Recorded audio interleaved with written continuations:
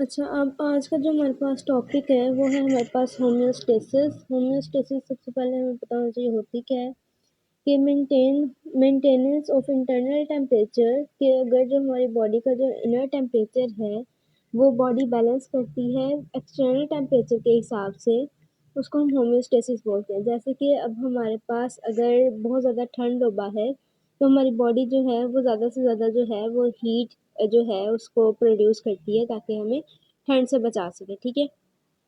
अब आगे आती है होम्योस्टेसिस में हमारे पास तीन चीज़ें: osmo regulation, thermo regulation and excretion, ठीक है।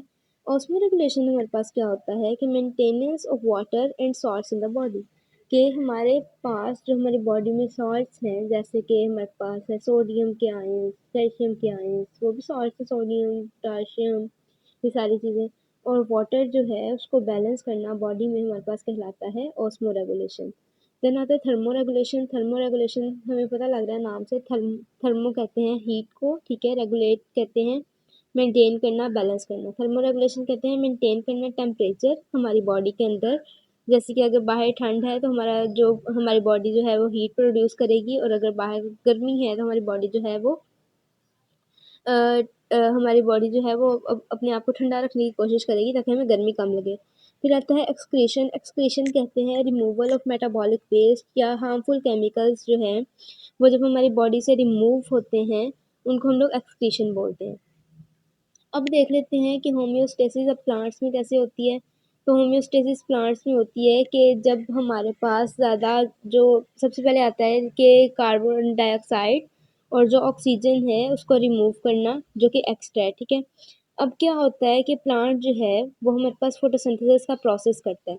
अब उसमें सेलुलर रेस्पिरेशन होती है जिसमें हमारे पास कार्बन डाइऑक्साइड यूज होती है, और जो फोटोसिंथेसिस होती है हमें पता है कि वो डे टाइम में होती है, सनलाइट की प्रेजेंस में होती है। अब क्या होता है कि जो दिन में है वो कार्बन डाइऑक्साइड यूटिलाइज हो जाती है, फोटोसिंथेसिस के प्रोसेस में कार्बन डाइऑक्साइड यूज हो जाती है। फिर क्या होता है कि नाइट में, रात में कोई फोटोसिंथेसिस नहीं होती, तो यानी कि कार्बन डाइऑक्साइड भी यूज नहीं होगी, तो कार्बन डाइऑक्साइड उस टाइम पे एक वेस्ट प्रोडक्ट बन जाता है और वो रिमूव होता है डिफ्यूजन के थ्रू, ठीक है।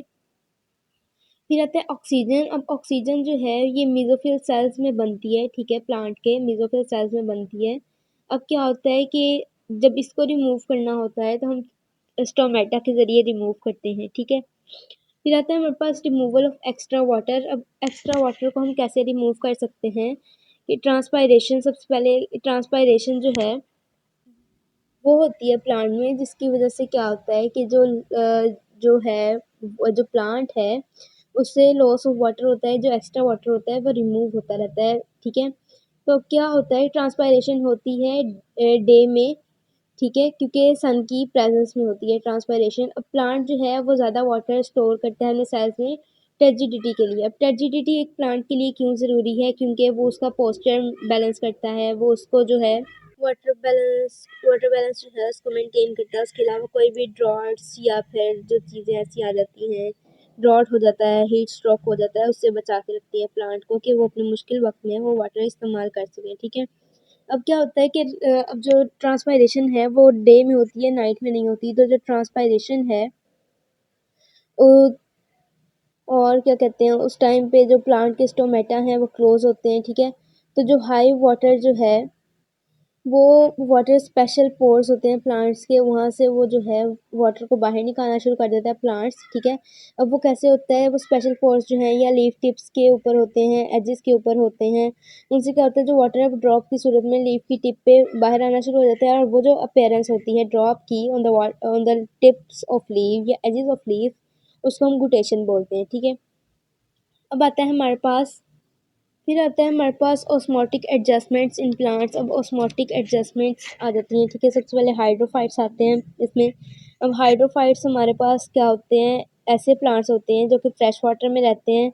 इनकी हमारे पास ज़्यादातर आएंगी प्रॉपर्टीज़ इनकी आएंगी, ठीक है। तो इनके पास ब्रॉडर लीव्स होते हैं, लार्ज नंबर ऑफ स्टोमेटा होते हैं अपर साइड पे, और इसकी एग्जांपल हमारे पास वाटर लिली आती है। अब इनकी एक सवाल आता है कि इनकी अपर साइड पे हमारे पास ज़्यादा स्टोमेटा क्यों होते हैं। इनकी अपर साइड पे हमारे पास ज़्यादा स्टोमेटा इसलिए होते हैं क्योंकि इनर साइड से ये वाटर के अंदर होंगे, ठीक है। अपर साइड इनकी जो है वो सनलाइट अपर साइड पे आ रही होगी, निचली साइड पे नहीं आ रही होगी, तो अपर साइड स्टोमेटा ज़्यादा जो है वो ओपन होगी और ज़्यादा वाटर जो है वो रिमूव हो सकेगा। फिर आगे आते हैं हेलोफाइट्स। हेलोफाइट्स जो हैं वो सॉल्टी इन्वायरमेंट्स में रहते हैं, और इसकी एग्जांपल में हमारे पास सी ग्रास आता है। इसमें क्या होता है कि जो सॉल्ट्स होते हैं वो जो है वो वाटर से प्लांट्स की बॉडीज़ के अंदर एंटर हो जाते हैं, और जो सी की हायर कंसंट्रेशन है उसकी वजह से वो प्लांट के अंदर आना शुरू हो जाते हैं। और फिर क्या होता है कि वाटर जो है वो हाइपरटोनिक सी जो है उधर नहीं वापस जा सके, क्योंकि जो वाटर है वो मूव करता है फ्रॉम हाइपरटोनिक टू हाइपोटोनिक। तो प्लांट जो है वो हाइपोटोनिक होगा, तो वो हाइपोटोनिक की तरफ वापस नहीं जा पाएगा। ये है इसमें कि तो फिर एक्टिव ट्रांसपोर्ट जो है प्लांट में होती है, ताकि जो है वो जो प्लांट के अंदर जो वैक्यूल्स हैं उसमें वो लार्ज अमाउंट ऑफ जो है सॉल्ट्स उनको स्टोर कर सके, ठीक है। और फिर उसके बाद हमारे पास जो वाटर है वो प्लांट के सेल से बाहर नहीं आ सकता। फिर आते हैं हमारे पास जीरोफाइट्स। अब जीरोफाइट्स क्या होते हैं, ये ड्राई इन्वायरमेंट्स में रहते हैं, इनके पास थिक वैक्सी क्यूटिकल होता है। अब वो क्यों होता है, क्योंकि ये एक तो ड्राई इन्वायरमेंट में रहते हैं, जैसे कि डेजर्टी एरियाज वगैरह, ठीक है। तो वहाँ पे रिड्यूस करते हैं ये वैक्सीक्यूटिकल्स रिड्यूस करते हैं वाटर लॉस को, क्योंकि वहाँ पे वाटर पहले ही नहीं होता, कि प्लांट्स के पास जो वाटर होता है फिर वो उसको अपने पास सेव करके रखते हैं ताकि वो बाद में इस्तेमाल कर सके। तो इसकी वजह से जो वाटर लॉस है वो कम होता है। फिर उसके बाद इनके पास लेस नंबर ऑफ स्टोमेटा होते हैं। स्टोमेटा क्या होता है, स्टोमेटा की वजह से जो है वाटर लॉस होता है, ठीक है। तो इनके पास कम होते हैं ताकि वाटर लॉस ज़्यादा ना हो। फिर उसके बाद क्या होता है कि कुछ ज़ीरोफाइट्स के पास स्पेशल पैरेन्काइमा सेल्स होते हैं। अब वो क्यों होते हैं, वो इसलिए होते हैं ताकि ये लार्ज नंबर ऑफ वाटर को स्टोर कर सकें, और वो वाटर स्टोर करने की वजह से जो इसकी स्टेम्स और रूट्स हैं प्लांट की, वो जो है वो हमारे पास वेट और जूसी बन जाती हैं। और जो उनको हम लोग फिर बोलते हैं कि हम बोलते हैं सेक्युलेंट ऑर्गन्स, ठीक है। और इसकी एग्जांपल से हमारे पास कैक्टस आ जाता है। फिर आते हैं हमारे पास होम्योस्टैटिक ऑर्गन्स। अब होम्योस्टैटिक ऑर्गन्स क्या होते हैं, जो कि परफॉर्म करते हैं होम्योस्टेसिस। अब वो तीन किस्म के हमारे पास स्किन है, लंग्स हैं, किडनीज हैं। अब स्किन क्या करती है, स्किन करती है मेंटेन टेम्परेचर, ठीक है। ये टेम्परेचर को मेंटेन करती है, कि इनर टेम्परेचर को आउटर टेम्परेचर के हिसाब से बैलेंस करती है। फिर लंग्स आ जाते हैं। लंग्स क्या करते हैं, गैसेस एक्सचेंज करते हैं, गैसेस एक्सचेंज को बैलेंस करते हैं, कि अगर इतनी कार्बन डाइऑक्साइड है और इतनी ऑक्सीजन है, वो सब कुछ ये बैलेंस करते हैं। फिर आता है किडनी। किडनी क्या करता है, ये फिल्टर करता है वाटर को, ठीक है, आयंस को, सॉल्ट्स को, यूरिया को, यूरिक एसिड, क्रिएटिनिन को, और फिर यूरिन बनाता है। फिर हमारे पास आता है आगे स्किन का टॉपिक। अब स्किन में हमारे पास दो पार्ट्स होते हैं। सबसे पहले एक आउटर पार्ट होता है, देन इनर पार्ट होता है। आउटर पार्ट हमारे पास एपिडर्मिस कहलाता है, जो बहुत थिन होता है, और इसका फंक्शन होता है प्रोटेक्शन देना स्किन को, ठीक है। फिर इनर पार्ट आता है हमारे पास, जो कि होता है डर्मिस, और ये थिक होता है, और इसके पास हमारे पास इसके अंदर हमारे पास होती हैं ब्लड कैपिलरीज होती हैं, हेयर फॉलिकल होता है, मेलफिजियन लेयर होती है, ठीक है। मेलफिजियन लेयर एपिडर्मिस में होती है। अब ये क्या करती है हमारे पास, ये जो है ये जो स्किन के डेड सेल्स होते हैं उनको ख़त्म करके न्यू स्किन बनाती है। फिर उसके अलावा ये पिगमेंटेशन देती है स्किन को कलर देती है, ठीक है। फिर अब क्या होता है कि जो हमारे पास एपिडर्मिस होता है वो डिसेंड होता है इनटू डर्मिस। अब जहाँ से वो डिसेंड हुई है वहाँ से हमारे पास अराइज करता है हेयर, ठीक है। और जो वो होलो ट्यूब है जो कि अंदर को डिसेंड हुई है उसको हम हेयर फॉलिकल बोलते हैं। At the end of hair, जहाँ से हेयर निकलता है उसके एंड पे हमारे पास मसल्स होते हैं, जिनको हम लोग बोलते हैं हेयर पेपिला, ठीक है। अब हमारे पास देख लेते हैं हेयर पेपिला जो है ये एपिडर्मल सेल्स से कवर्ड होता है। एपिडर्मल सेल्स कौन से होते हैं, ऐसे सेल्स जो कि डिवाइड हो सकें, ठीक है। फिर उसके अलावा हमारे पास स्किन पे फैटी लेयर होती है। फैटी लेयर क्या करती है, इंसुलेशन देती है स्किन को। फिर आता है हमारे पास, अब हेयर का फंक्शन देख लेते हैं। हेयर का फंक्शन हमारे पास होता है थर्मो रेगुलेशन, ठीक है। अब थर्मो रेगुलेशन क्या होता है, हमने पहले पढ़ा था। Thermo means heat and regulation mean maintain, ठीक है, maintain temperature in the body. अब क्या करते हैं, थर्मो रेगुलेशन की वजह से हमारी बॉडी पर गूज बम्प्स आ जाते हैं। जैसे कि अगर हम एक एग्जांपल देखें तो जब बाहर बहुत सर्दी होती है तो हमारी बॉडी पर गूज बम्प्स आ जाते हैं, जिसकी वजह से क्या होता है कि इरेक्टर मसल वर्क करते हैं, हमें कम ठंड लगती है, ठीक है। हमारे वो कहते हैं ना बाल खड़े हो जाते हैं ठंड की वजह से, तो फिर जो है हमें ठंड कम लगती है। फिर आते हैं हमारे पास सेबेशियस ग्लैंड। अब स्पेशियस ग्लैंड हमारे पास होते हैं एक माइक्रोस्कोपिक ग्लैंड जिनको बोलते हैं, जो कि सक्रीट करते हैं सीबम।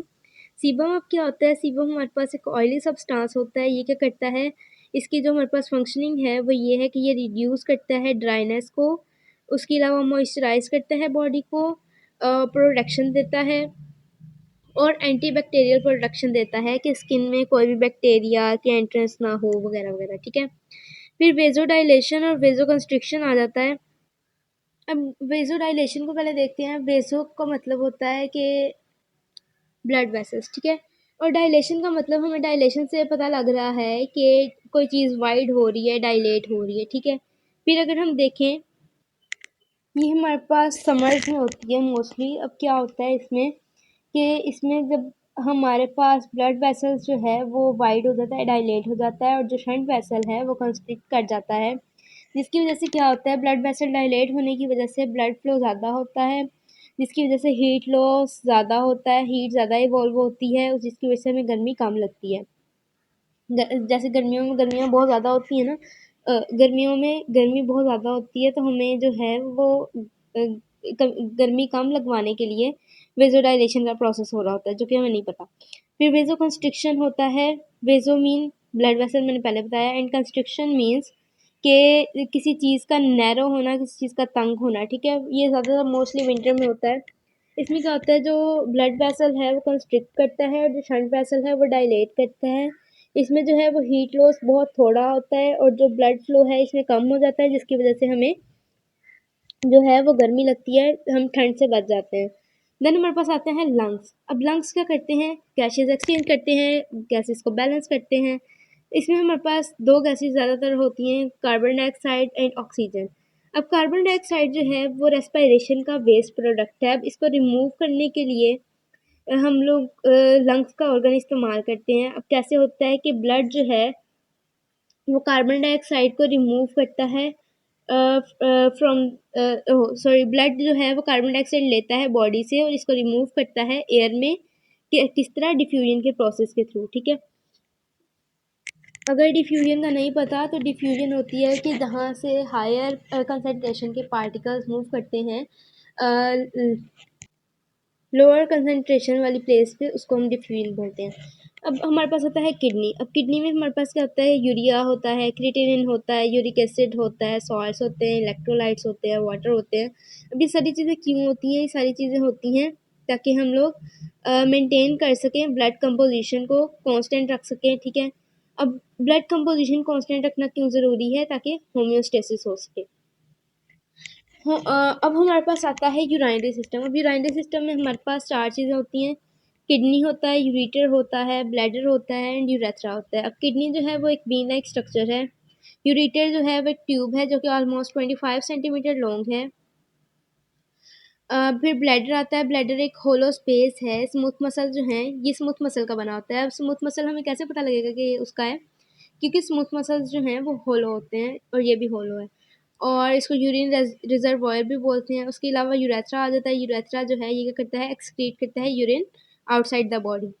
अब हम किडनी को ज़रा डिटेल में देखते हैं। किडनी क्या होता है, किडनी के स्ट्रक्चर में हमारे पास सबसे पहले आता है कॉर्टेक्स। ये होता है डार्क रेड कलर का। फिर आता है मेड्यूला। मेड्यूला जो है वो इनर पार्ट होता है किडनी का। फिर आता है रीनल पिरामिड्स। ये होते हैं अंदर, किडनी के अंदर होते हैं, जहाँ पे हमें नेफ्रॉन मिलता है, ठीक है। फिर आता है रीनल पेल्विस, जहाँ पे सारी जो है वो जो डक्ट्स हैं वो रीनल पिरामिड से निकल के हमारे पास एक जगह कलेक्ट होती हैं। फिर हमारे पास इसके अलावा आता है रीनल आर्टरी आती है, जहाँ से ब्लड जो है किडनी में जाता है। फिर रीनल वेन आती है, जहाँ से ब्लड बाहर आता है। यूरेटर आता है, जहाँ से जो यूरिन है वो जाता है ब्लैडर तक। एंड हीलस आता है। हीलस एक इनर कनकेव जो किडनी के साइड है वहाँ पे एक्सपोर्ट होता है, जहाँ से क्या होता है कि यूरेटर जो है वो किडनी को छोड़ रहा होता है, या बाकी जो ब्लड वेसल्स हैं या जो नर्व्स हैं वो जा रही होती हैं, या किडनी से निकल रही होती हैं, या किडनी में जा रही होती हैं, वो होता है। अब किडनी जो है वो हमारे पास 10 सेंटीमीटर लॉन्ग होती है, 5 सेंटीमीटर वाइड होती है, 4 सेंटीमीटर थिक होती है और इसका 120 ग्राम वेट्स होता है। उसके अलावा हमसे किडनी की लोकेशन पूछी जा सकती है, तो ये back of the abdominal cavity होता है, यानी कि जो हमारा पेट है उसकी बैक साइड पे होता है, और डायाफ्राम के बिल्कुल नीचे होता है। डायाफ्राम हमारे पास रिब्स के बिल्कुल नीचे होता है, और डायाफ्राम के बिल्कुल नीचे हमारे पास किडनीज होती हैं। और ये जो लास्ट 2 रिब्स हैं वो किडनी को प्रोटेक्ट करती हैं। फिर हमारे पास आता है किडनी का फंक्शनल यूनिट जो है वो हमारे पास नेफ्रॉन है। अब नेफ्रॉन को न्यूरॉन से मिक्स नहीं करना, क्योंकि नेफ्रॉन जो है वो फंक्शनल यूनिट है किडनी का, और जो न्यूरॉन है वो फंक्शनल यूनिट सॉरी जो है वो जो न्यूरॉन है वो नर्वस सिस्टम का यूनिट है, ठीक है। अब नेफ्रॉन को हम लोग डिटेल में देख लेते हैं। नेफ्रॉन में क्या होता है, नेफ्रॉन में हमारे पास 2 पार्ट्स होते हैं नेफ्रॉन के। सबसे पहले renal corpuscle and the other one is renal tubule. Renal corpuscle में हमारे पास बाउमेंस कैप्सूल और ग्लोमेरुलस होता है, जबकि हमारे पास रीनल ट्यूब्यूल में PCT means proximal convoluted tubule, U shape tube यानी कि loop of Henle, distal convoluted tubule DCT, and collecting duct, papillary duct और रीनल डक्ट, ये सारी आती हैं, ठीक है। अब नेफ्रॉन में हम लोग देख लेते हैं कैसे सब कुछ सारे काम कैसे होते हैं, ठीक है। नेफ्रॉन के अंदर हमारे पास सबसे पहले आउटसाइड बाउमेंस कैप्सूल होता है, वहाँ पे हमारे पास आर्टरीज जा रही होती हैं। एक होता है एफरेंट आर्टरी और एक इफरेंट आर्टरी। एफरेंट आर्टरी जहाँ से ब्लड जो है नेफ्रॉन में जाता है, इफरेंट आर्टरी जहाँ से ब्लड वापस आता है, ठीक है।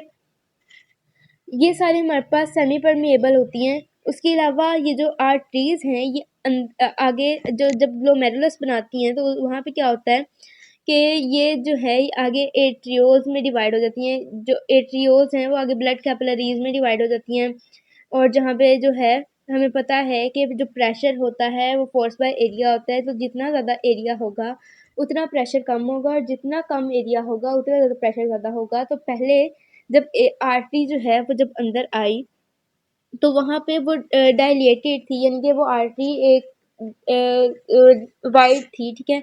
वहाँ पे प्रेशर कम था। फिर जब आगे आई तो वो ब्लड कैपिलरीज में डिवाइड होगी जिनका एरिया बहुत कम होता है, और जहाँ पे एरिया कम होगा वहाँ ब्लड का प्रेशर ज़्यादा होगा। तो हमारे पास जो है वो सेमी परमिएबल है, तो कुछ जो ब्लड है वो हमारे पास बाउमेंस कैप्सूल में आ जाता है, ठीक है। फिर उसके बाद हमारे पास आगे क्या आता है, उसका अगला पार्ट हमारे पास आ जाता है प्रॉक्सिमल कॉन्वुलेटेड ट्यूब्यूल। अब यहाँ पे क्या होता है, यहाँ पे हमारे पास रीएब्जॉर्प्शन होती है। रीएब्जॉर्प्शन इसलिए होती है कि ताकि पीएच जो है वो मेंटेन हो सके, ठीक है। जो फिल्ट्रेट की पीएच है वो मेंटेन हो सके। फिर आगे हमारे पास आता है लूप ऑफ हेनले। अब लूप ऑफ हेनले में भी हमारे पास 2 चीज़ें हैं। सबसे पहले डिसेंडिंग लिम्ब है, और फिर असेंडिंग लिम्ब है। अब डिसेंडिंग लिम्ब में क्या होता है, रीअब्जॉर्प्शन होती है वाटर की। अब कैसे होती है वो, कि जो एक दफ़ा हमारे जो वाटर है सारा जो हमने फिल्ट्रेट के अंदर जो जो भी हमारे पास वाटर है, ठीक है, वो फिल्ट्रेट में है। अब जो हमारे पास जो अगर बॉडी में एक्सेस वाटर होगा तो यहाँ पे कुछ नहीं होगा, लेकिन जब हमारे पास वाटर कम हो जाएगा तो क्या होगा कि जो हमारे पास यहाँ पे फिल्ट्रेट के अंदर जो वाटर है वो दोबारा से हमारे पास ब्लड वेसल्स के ज़रिए बॉडी के अंदर चला जाएगा। अब कैसे होता है ये, कि हमारे जो हमारा ब्रेन का पार्ट है हाइपोथैलेमस, वो क्या करता है, वो हार्मोन रिलीज़ करता है वेसोप्रेसिन। उसकी वजह से क्या होता है कि जो हमारा जो किडनी के पास जब वो वेसोप्रेसिन जाता है तो वो डिटेक्ट करता है कि जो हमारा वाटर लेवल है वो कम है, देन रीअब्जॉर्प्शन होती है और जो वाटर है वो दोबारा बॉडी में आ जाता है, और जिस तरह वाटर की कंसंट्रेशन मेंटेन होने लगती है वेसोप्रेसिन कम होता जाता है। फिर हमारे पास आता है असेंडिंग लिम्ब। अब असेंडिंग लिम्ब में हमारे पास रीअब्जॉर्प्शन होती है सॉल्ट्स की, ठीक है। अब सॉल्ट्स जैसे कि हमारे पास सोडियम के आयंस हैं, और उसके अलावा हमारे पास कैल्शियम के हैं सॉल्ट्स, वो सारे जो हैं वो रीअब्जॉर्ब होते हैं। फिर उसके बाद हमारे पास जो भी मटेरियल लेफ्ट आउट होता है वो डायस्टल कॉन्वुलेटेड ट्यूब्यूल में जाता है, और उसके बाद वो आगे in the form of urine वो कलेक्टिंग डक्ट में जाता है और यूरेटर तक जाता है, एंड फिर ब्लैडर में चला जाता है, ठीक है।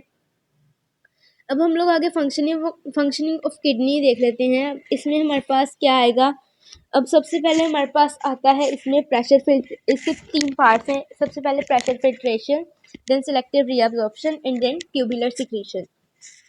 अब इसमें क्या होता है, हमारे पास सबसे पहले प्रेशर फिल्ट्रेशन आता है। अब क्या होता है, जब हमारे किडनी में ब्लड आता है तो बहुत फ्लो के साथ आ रहा होता है, वो रीनल आर्टरी में जाता है, और आर्टरी जो है वो आगे डिवाइड हो जाती है एट्रियोल्स में। फिर वो ग्लोमेरुलस में चला जाता है। ग्लोमेरुलस हमारे पास सेमी परमिएबल होता है, और जो हमारे पास कुछ जो ब्लड है वो बोमेन्स कैप्सूल में आ जाता है।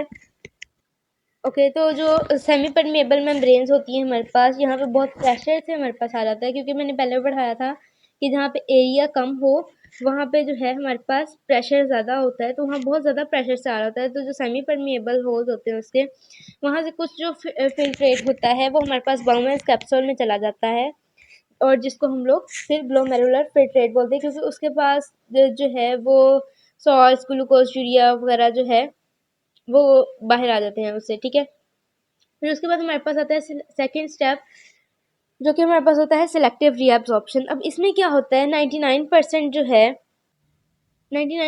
जो है हमारे पास ग्लोमेरुलर फिल्ट्रेट वो जो है वो रीअब्जॉर्ब हो जाता है ब्लड कैपिलरीज में। जो अब बाकी जो हमारे पास लेफ्ट आउट होता है, बल्कि ये कैसे होता है हमारे पास सिलेक्टिव रीअब्जॉर्प्शन, ये जो वापस जाता है ये कैसे होता है, ये 3 प्रोसेस के जरिए होता है, osmosis, diffusion and active transport. अब जो हमारे पास है सॉल्ट्स जो हैं ये एक्टिव ट्रांसपोर्ट के जरिए जो हमारे पास जो है रीअब्जॉर्ब होते हैं in the ascending lamp, and जो वाटर है वो हमारे पास ऑस्मोसिस के जरिए जो है वो हमारे पास रीअब्जॉर्ब होता है फ्रॉम डिसेंडिंग लैम्प। ठीक है, फिर इसके बाद हमारे पास आती है ट्यूबुलर सिक्रीशन। अब ट्यूबुलर सिक्रीशन में क्या होता है, हमारे बहुत आयंस होते हैं हमारे पास, जैसे कि क्रिएटिनिन हो गया, यूरिया हो गया, ऐसे के। ठीक है, अब इसमें क्या होता है, आयंस कहते हैं हायर कंसंट्रेशन मॉलिक्यूल्स को। ठीक है, ये क्या होते हैं, ये फिल्टर होते हैं ब्लड से, ताकि अब मेंटेन कर सके पीएच ब्लड की। ठीक है, जो कि है हमारे पास 7.35 से 7.45। ठीक है,